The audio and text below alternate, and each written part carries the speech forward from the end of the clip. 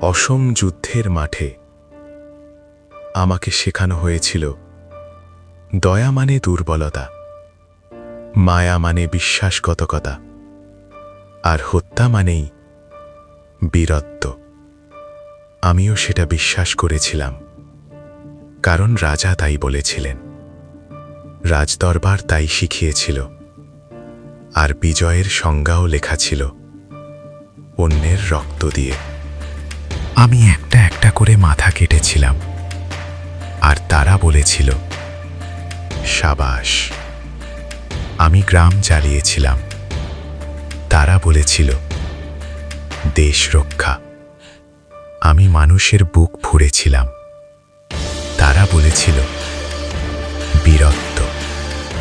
তারপর একদিন রাজপ্রাসাদের সোনালি সিঁড়িতে আমি তুলে ধরলাম একটি কাটা মস্তক। দরবারে মুহুর্মুহু করতালি পড়ল।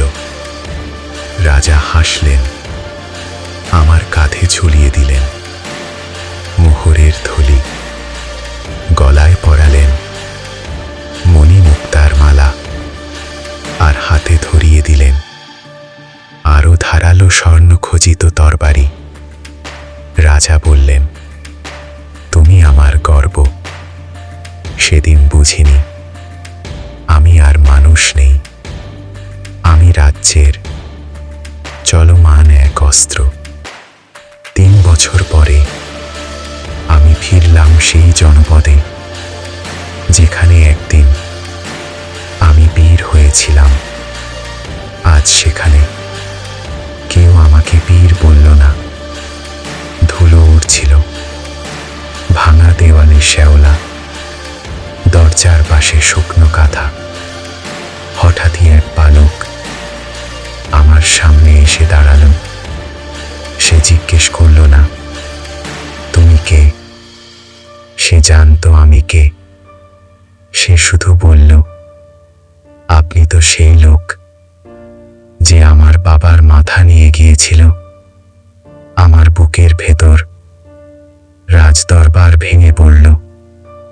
বালক বলল, বাবার মাথাটা ফিরিয়ে দেবেন বলে আমি আপনার জন্য অপেক্ষা করছি। মা বলে, রাজা নাকি সব ফেরত দিতে পারে। আপনি কি ফেরত দেবেন? রাজা আমাকে দিয়েছিলেন মোহর, রাজা আমাকে দিয়েছিলেন তরবারি, রাজা আমাকে দিয়েছিলেন বীরের খেতাব। কিন্তু রাজা আমাকে শেখাননি একটি শিশুর প্রশ্নের উত্তর কিভাবে দিতে হয়। আমি তরবারি খুলে তার হাতে দিলাম, বললাম, নাও, এই তরবারি দিয়ে আমার মাথা কেটে নাও।